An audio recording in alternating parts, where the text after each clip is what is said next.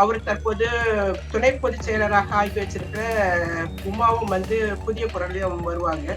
அந்த மீட்டிங்ல வந்து கலந்து கொள்ள வரும்போது அந்த புதிய குரல் அமைப்பை சார்ந்த இருக்கிற உறுப்பினர்கள் உமா யாரு தெரியுதா, சுபாவுடைய ஆளு, இப்படிதான் அதனுடைய பேச்சுக்கள் இருக்கு.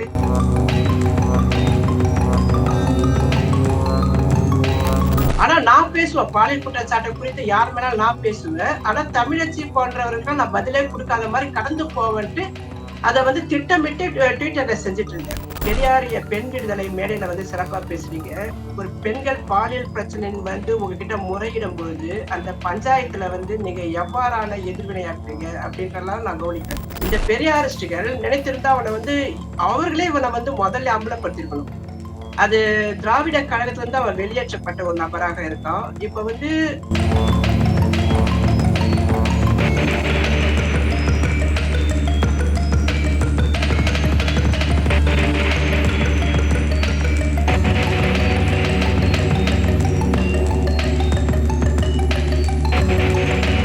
ஆர்ஆர் தமிழ் நேயர்களுக்கு வணக்கம். நம்முடன் இணைந்திருப்பவர் பிரான்ஸ் தமிழ்ச்சி. வணக்கம் மேம். வணக்கம் மேம். இப்போ வந்து பார்த்தீங்கன்னா சுபவி அப்படின்னு நாங்கள் பார்த்தோன்னா பார்த்தீங்கன்னு ரொம்ப ஒரு பெரியார் இயக்க தலைவர், அதே மாதிரி பார்த்தீங்கன்னா பெண்ணியவாதி அப்படி போற்றப்படுபவர். ஆனால் நீங்கள் என்ன சொல்ல வரீங்கன்னா இது மாதிரி பாலியல் குற்றங்கள்லாம் செயல்படுறாரு அப்படின்லாம் சில குற்றங்கள் வந்து அவர் சுமத்துறீங்க. எந்த விதத்தில் இது கரெக்டாக இருக்கு? ஏன்னா நீங்களும் ஒரு பெரியார் இயக்கத்தை தான் வந்து பெரியார் கொள்கையில வந்து ஐரோப்பாவில் வந்து பண்ணிட்டு இருந்தீங்க. இப்ப நீங்களே அந்த இவங்களை பத்தி பெரியார் இவங்களை பத்தி எல்லாம் பேசுறது கரெக்டா, சரியா?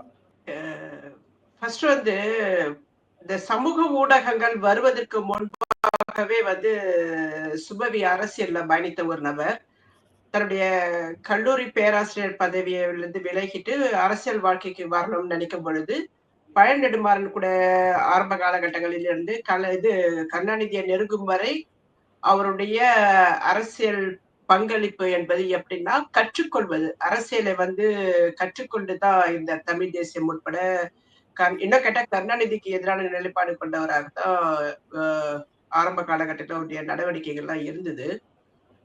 அந்த காலகட்டங்களில் தான் தீவிரமாக பெரியாரியம் பேசுபவராகவும் கருஞ்சட்டை அணிந்து கொண்டு தான் ஒரு பெரியாரிய பிரச்சாரக வடிவமாக இந்த சமூகத்துலனாக்கா பத்திரிகை சார்ந்து தொலைக்காட்சி இந்த மாதிரி நிகழ்ச்சியில வலம் வந்தவர்.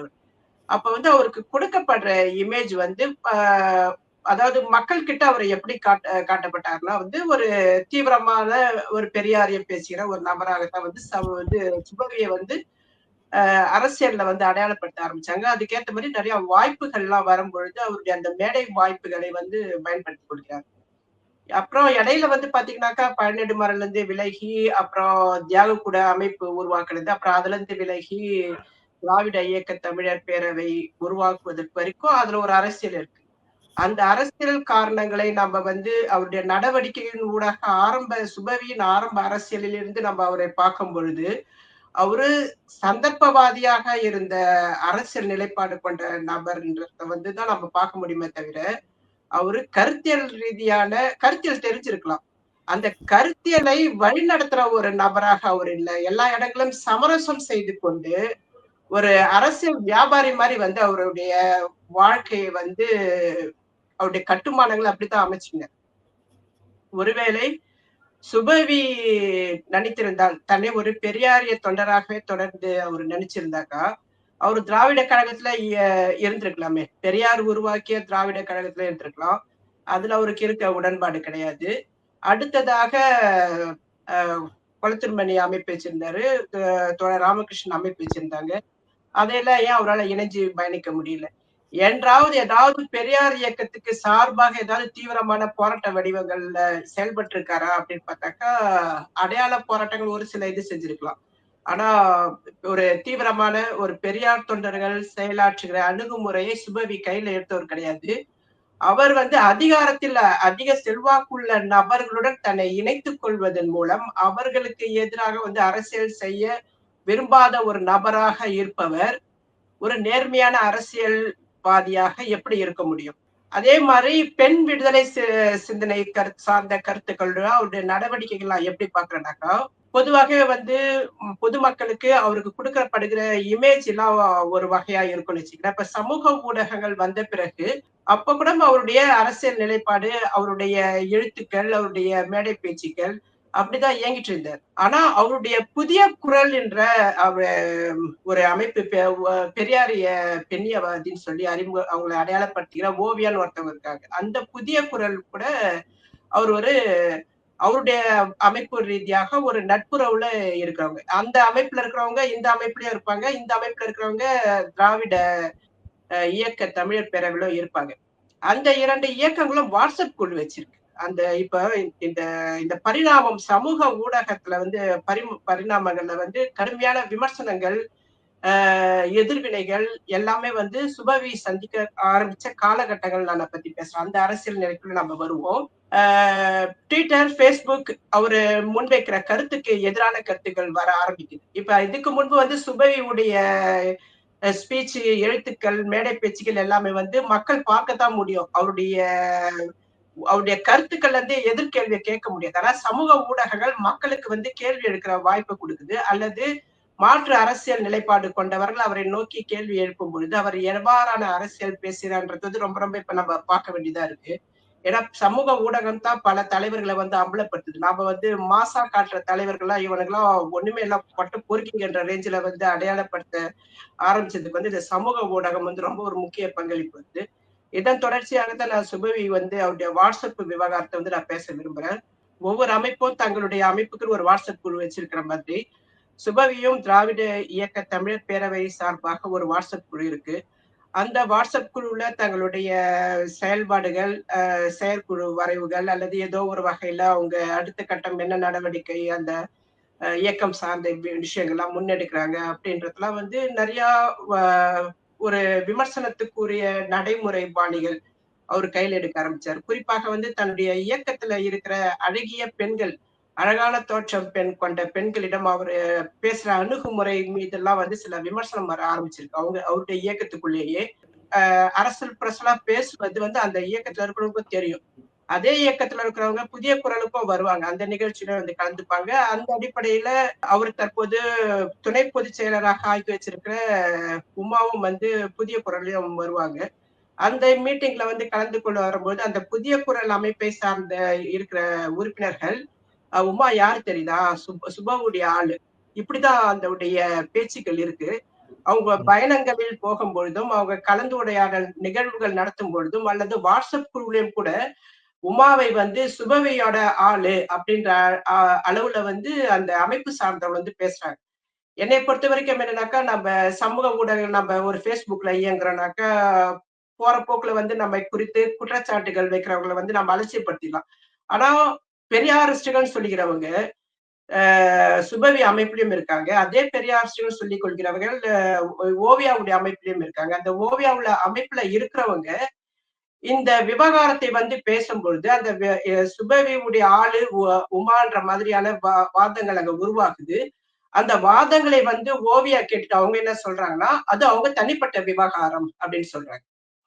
அப்ப ஒரு பெரியாரிய பெண்ணியவாதியாக ஒரு பெண்ணிய பார்வையில கூட அந்த பாலியல் இது வந்து எப்படி பாக்குறாங்கன்னா, அவங்க இருவருடைய இணக்கத்துடன் நடக்கிற ஒரு விஷயத்த வந்து நம்ம வந்து தலையீடு செய்வது அநாகரிகம்.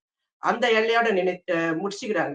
அப்படின்னாக்கா இந்த இடத்துல நம்ம நிறைய இதை சார்ந்து பெண்ணியம் சார்ந்த ஒரு கேள்விகள் இருக்கு. அந்த கேள்வி வந்து ஏன் ஓவியாவுக்கு வரமாட்டுது, ஏன் அருள்மொழிக்கு வரமாட்டுது, அல்லது அந்த உறுப்பினர்களுக்கு ஏன் வரமாட்டுதுனாக்கா அவங்க பெரியாரியலை வந்து பெரியாரிய பெண் விடுதலை என்றதுலயே அவங்களுக்கு நிறைய போதாமை இருக்கு. அப்ப ஒரு ஆண் ஒரு பெண்ணை அணுகுவது பாலியல் ரீதியாக பாலியலுக்கு பயன்படுத்தி கொள்ளும் அந்த முறையை வந்து மார்க்சியத்திலும் கம்யூனிசத்திலும் ஒரு பாலியல் சுரண்டல். ஒரு சுரண்டுபவர்கள் சுரண்டப்படுபவர்கள்னு இருக்காங்க. அது தொழிலாளர்களுக்கும் முதலாளிகளுக்குமான நடைபெறுகிற சுரண்டல் முறை ஒண்ணு இருக்கு. சாதியம் சார்ந்த ஆதிக்க சாதிக்கும் ஒடுக்கப்பட்ட சாதிக்குமான சுரண்டல் முறை இருக்கு.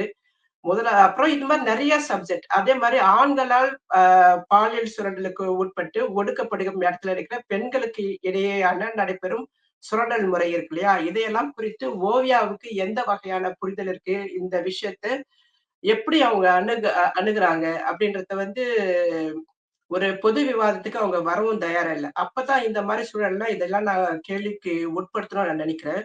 அப்ப நான் கேள்வி கேட்க ட்விட்டர்ல முற்படுறேன். இதையெல்லாம் வந்து ஒரு பெரியாரியவாதியாக தன்னை சமூக ஊடகங்களில் அடையாளப்படுத்திக் கொண்டிருக்கிற சுபவி, சமூக நீதி பேசுவதாக அவருக்கு ஒரு சமூக நீதிக்கான ஒரு பொறுப்பும் வந்து தமிழக அரசு குடுத்திருக்கு. அப்படி இருக்கும் பொழுது, அதற்கான தகுதியில இருந்து பொது தளத்துல வர பெண்களை சமூக ஊடகங்களில் தன்னுடைய அமைப்புகளில் இருக்கிற பெண்கள்கிட்ட அவர் எவ்வாறாக நடக்கணும்னு ஒரு நடைமுறை இருக்கு இல்லையா? அந்த நடைமுறையை அவர் ஏன் வந்து கையில எடுக்காம பெண்களை ஒரு போக பொருளாக பார்க்கிற அந்த மற்ற சாதாரணமான ஆண்களுக்கான இயல்புகள் அவரோட இருக்குதுனாக்கா, அவரு எப்படி ஒரு பெரியாரியவாதியாக இருக்க முடியும்? அந்த அந்த நிலைப்பாட்டை வந்து தனிநபர் விவகாரமாக எப்படி வந்து பெரியாரிஸ்டுகள் பார்க்க முடியும்ன்றத தான் நான் வந்து கேட்க ஆரம்பிச்சேன்.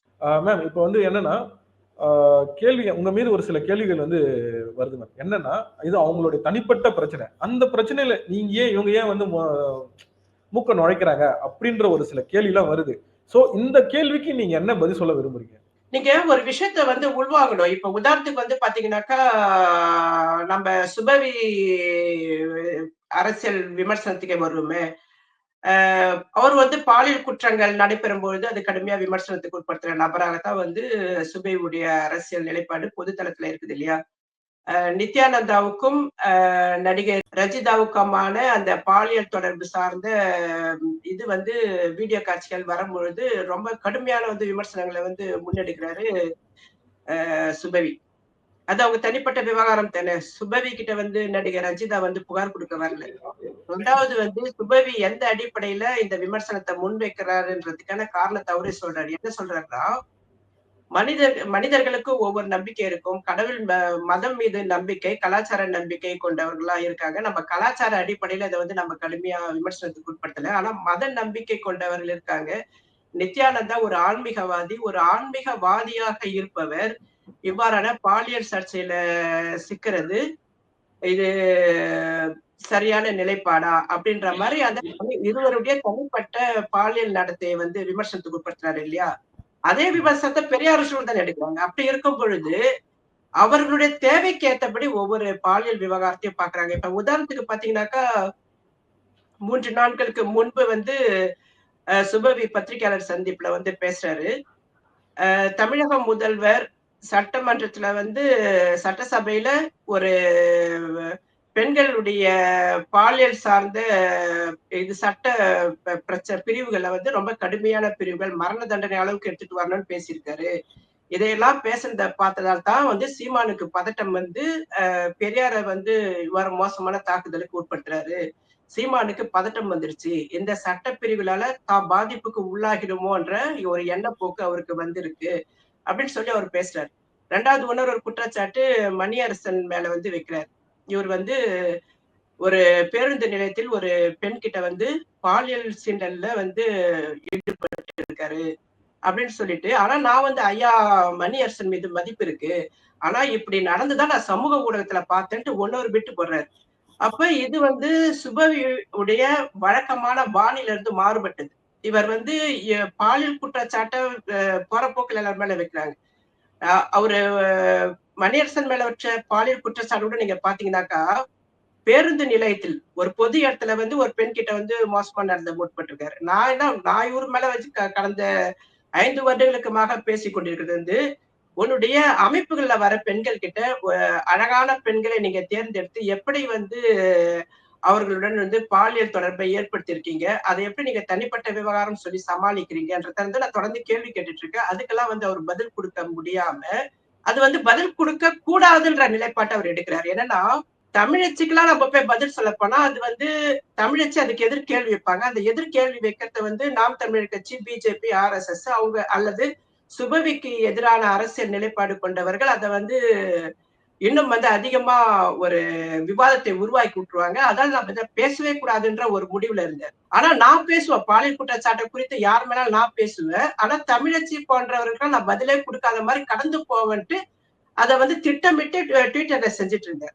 ஆனா இந்த 4 நாட்களுக்கு முன்பு அவர் பேசிய அந்த பத்திரிகையாளர் சந்திப்புல ஒரு நபர் கேட்கிறாரு, விஜயலட்சுமி குறித்து பாலியல் குற்றச்சாட்டு வைக்கலையான்னு. அவரு அந்த பத்திரிகையாளர் கேட்ட விஜயலட்சுமி பாலியல் குற்றச்சாட்டு சீமானுக்கும் அந்த சீமான் தொடர்புடைய நடிகை விஜயலட்சுமி கிடையாது. அவரு கேட்ட கேள்வி பாத்தீங்கன்னா, கோவையை சார்ந்த ஒரு இளைஞர், அவர் பேர் சிவா. சில வருடங்களுக்கு முன்பு தற்கொலை செஞ்சுட்டாரு. அந்த தற்கொலை செய்து கொள்வதற்கு முன்பாக அவர் ஒரு ஆடியோல தன்னுடைய மனைவி கூட இவங்க எல்லாம் தொடர்புல இருந்தாங்கன்னு சொல்லிட்டு ஒரு நிறைய லிஸ்ட் குடுக்குறாரு. பேர் சொல்றோம்.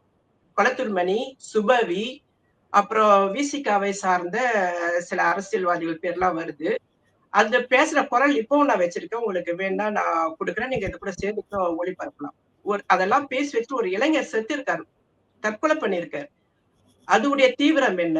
அது எந்த அளவுக்கு பத்திரிகை செய்தியா வந்ததா? தீவிரமா விவாதத்துக்கு உள்ளாகுச்சா? அப்படின்னா எதுவுமே கிடையாது. அப்ப ஒரு பாலியல் குற்றச்சாட்டு வச்சு பேசுற பொதுமக்கள்ல இருந்து ஒரு நபர் பேசியிருக்காரு. அந்த நபர் தற்கொலை பண்ணியிருக்காருன்னா, அது கிசுகிசுவா? ஒரு விஷயம் நடந்திருக்கு. அத அவரு கேள்வி கேட்கிறாரு. தான் பார்த்துதான் சொல்றாரு. சுபவி கூட அந்த பெண் புகைப்படங்கள்லாம் எடுத்து வச்சிருக்காங்க. மற்ற அரசியல்வாதிகள் கூட இருக்காங்க. அதே மாதிரி கொளத்தூர் மணி விவகாரத்துல கூட நீங்க பாத்தீங்கன்னாக்கா, தியாகுவுக்கும் கவிஞர் தாமரைக்குமான பிரிவு ஏற்படுறதுக்கு அந்த விஜயலட்சுமி பெண் காரணமா இருந்திருக்காங்க. அப்ப அந்த அது சார்ந்து ஒரு விவாதம் வைகோ வீட்டுல நடக்குது. அந்த விவாதத்துல கொளத்தூர் மணி வேற சில நபர்கள்லாம் முக்கிய அரசியல் தலைவர்கள்லாம் கலந்துருக்காங்க. அங்க தாமரையோட கவிஞர் தாமரையோட அவருடைய கணவர் அனுப்பப்பட்டிருக்காரு. அங்க அந்த பெண் வேற ஒரு நபர் பொறுப்புல பராமரிக்கப்படுறாங்க. அது தேர்ந்தெடுத்த நபர் பராமரிப்பு பொறுப்பை ஏற்றுக்கொண்டவர் கொளத்தூர் மணி. அவர் என்ன பண்றாரு, அந்த விஜயலட்சுமி அழைச்சிட்டு போய் மயிலாப்பூர்ல இருக்கிற டிவிக்கு அலுவலகத்தை தங்க வைக்கிறார். இதெல்லாம் ஒரு இயக்கம் சார்ந்த அலுவலகத்தில் பெண்களை தங்க வைக்கிறத தவிர்க்கிறது கூடுமான வரைக்கும் நல்லது. அந்த விவகாரத்தை அப்படி செஞ்சிருக்க கூடாது கொளத்தூர் மணி. அது வேறு சில சர்ச்சைகளை உருவாக்கி விடுது. அவர் நல்ல நோக்கத்துலதான் எதுவுமே தங்க வச்சாருங்களா? எப்படி நீங்க பாக்குறீங்க? அது என்ன பெண்கள் விவகாரம்னால எல்லாருக்கும் நல்ல நோக்கம் வருது.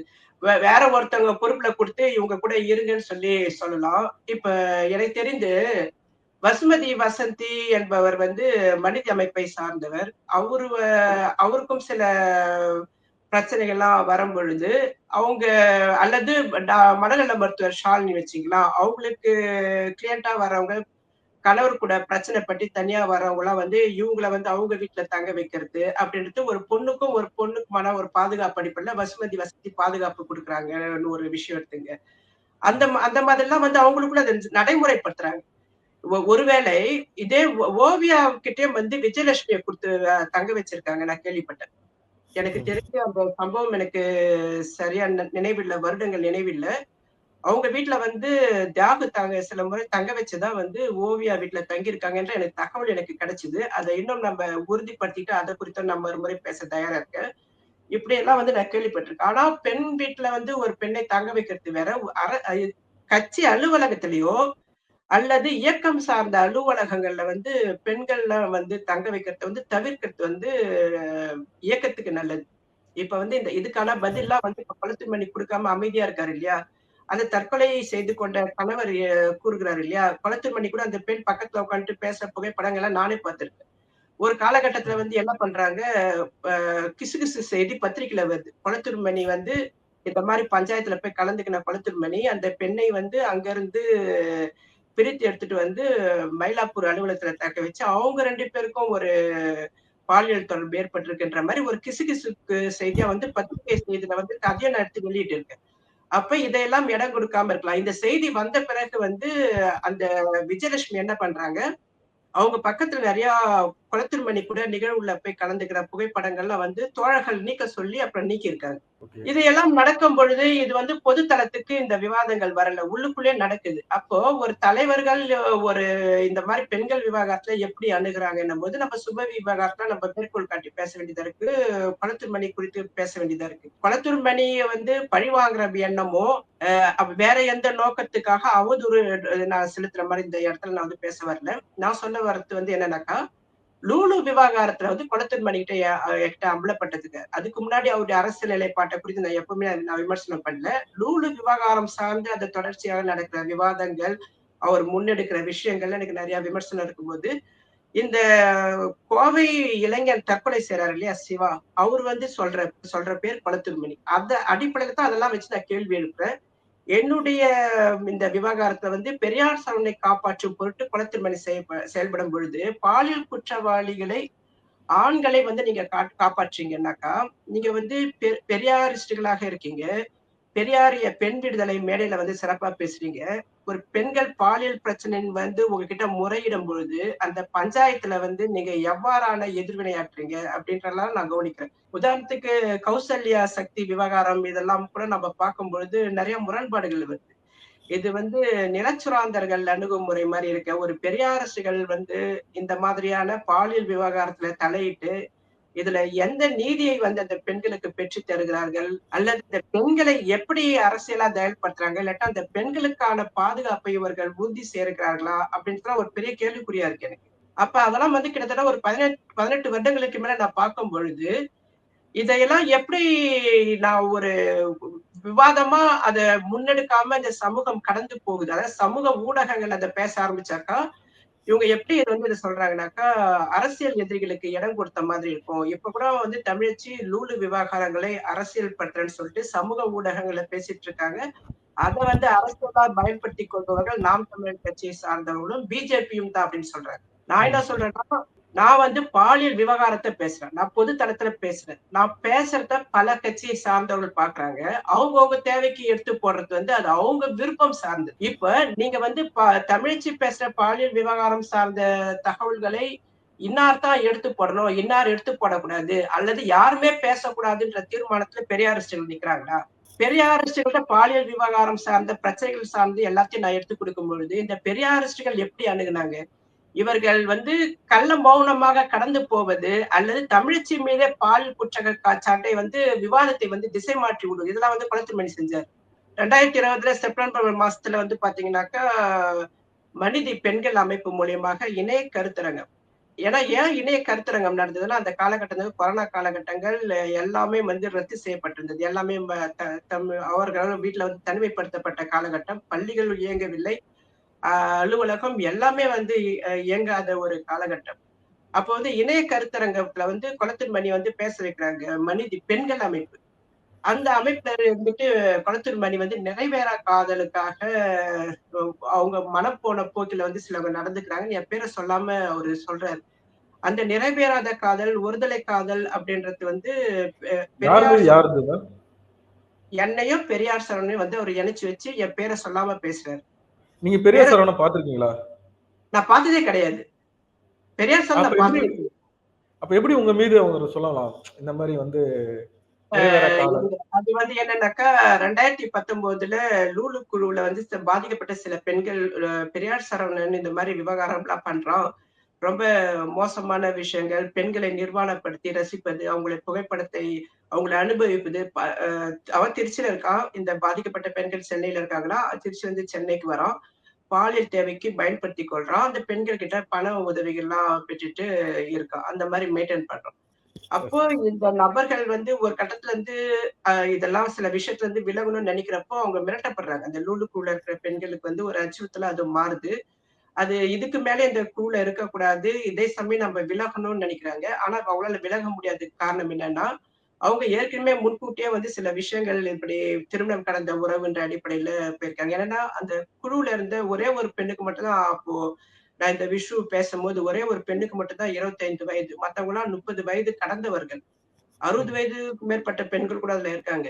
ஆனா இந்த 30 வயதுக்கு மேற்பட்ட பெண்கள் சிலர் வந்து இவ்வாறான கணவருக்கு தெரியாம ஒரு மாற்று வெளியில இன்னொரு நபர் கூட ஒரு செக்ஸ் தொடர்புல இருக்கும் பொழுது, அவங்களுக்கு தெரியாமலே அத புகைப்படம் எடுத்து வைப்பது, அத வீடியோ காட்சியாக எடுத்து வைப்பது, அவங்க ஏதாவது வெளியில அத பேச போகணும்னு நினைச்சாக்கா, அத வச்சு மிரட்டுவேன்றப்போ, அவங்க அந்த Facebook கணக்கு எல்லாத்தையுமே அழிச்சுட்டு போயிடுறாங்க. 2வது வந்து அந்த குழுவுல லூலு குழுல போய் சேர்வதற்கு முன்பாக, லூலு வந்து வீடியோ மூலியமா அவங்க யாரு பார்த்து, அவங்க கூட பேசி வீட்டு அட்ரஸ், ஃபோன் நம்பர் எல்லாத்தையுமே வாங்கி வச்சுக்கிறாங்க.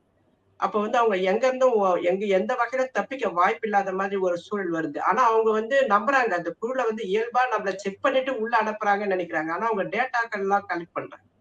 அந்த வேலைலாம் நடந்திருக்கு. அப்போ இந்த பெண்கள் வந்து இதுல இருந்து எப்படி நம்ம மீள்வது? இது இது தொடர்ந்து இன்னும் பல பெண்கள் பாதிக்கப்படுவாங்களே அப்படின்னு சொல்லிட்டு ஒரு கட்டம் வரும்பொழுது தான் அவங்க வந்து என்கிட்ட வந்து பேசும்பொழுது, "யார்டா அவன்? பெரியார் சரவணன் சொல்லி சொல்றாங்களே" அப்படின்னு சொல்லிட்டு பார்க்கும்போது, அவர குறித்த தகவல்லாம் திரட்டும் பொழுது, அந்த சம்பவம் செய்து கொண்டிருந்த தருணங்கள்ல வந்து தமிழக வாழ்வு உரிமையின் அ அ மாநில கொள்கை பரப்பு செயலாளராக பெரியார் சரவணன் இருக்கான். ஒரு அரசியல்வாதி. அதுவும் தவிர்த்து ஒரு பெரியாரியவாதி. ஆனா வந்து அந்த சர்ச்சை நாங்க எடுத்த 24 மணி நேரத்துக்குள்ளாகவே வந்து தமிழக வாழ்வு உரிமையின் தலைவர் வேல்முருகன் அவர்கள் அ அந்த நபரை வந்து கட்சியில இருந்து அடிப்படை உறுப்பினர் பொறுப்பு எல்லாத்துலயும் இருந்து அவர் அப்புறப்படுத்திடுறாரு. ஏன்னா, இதே பெரியார் சரவணன் திராவிடர் கழகத்துல இருந்தும் வந்து வெளியேற்றப்பட்ட நபர். பெண்கள் விஷயத்துல இவன் மோசமா இருக்கிறான்ற ஒரு தகவல் அவங்களுக்கு வரும்பொழுது, முன்பாகவே வந்து அவர வந்து வெளியேற்றிருக்காங்க. அதுக்கு பிறகும் தான் வந்து கொளத்தூர் மணியோட இணைந்து பயணிக்க ஆரம்பிச்சான் அந்த நபர். அது செய்து கொண்டு கொளத்தூர் மணிக்கும் தெரியுது, தோழர் ராமகிருஷ்ணனுக்கும் தெரியும். அவன் வந்து பெண்கள் விஷயத்துல மோசமானவன். ரொம்ப பல தோழருக்கு வந்து அவனுடைய விவகாரம் வந்து தெரியும். அப்ப இந்த இந்த போக்குல வந்து அது வந்து அவனுடைய தனிப்பட்ட விவகாரமா அவங்க பார்க்குறாங்க. இந்த பெரியாரிஸ்டுகள் நினைத்திருந்தா அவன வந்து அவர்களே இவன வந்து முதல்ல அம்பலப்படுத்தியிருக்கணும். அது திராவிட கழகத்துல இருந்து அவன் வெளியேற்றப்பட்ட ஒரு நபராக இருக்கான். இப்ப வந்து அ தன்னுடைய கட்சியில இருந்து வெளியேற்றப்பட்ட ஒரு நபராகவும் இருக்கான். ஆனா கொளத்தூர் மணி கிட்ட வந்து இவனை ஏன் அம்பலப்படுத்த தயங்குறாருன்ற ஒரு கொஸ்டின் என்ட்ட இருந்தது. இப்ப இதுக்கான விளக்கத்தையும் நான் கொஞ்சம் விரிவா பேசிட்டா பெட்டரா இருக்கும்னு நினைக்கிறேன். ஏன்னாக்கா 2020ல நான் அந்த லூலு பாலியல் விவகாரம் பேச ஆரம்பிக்கும் பொழுது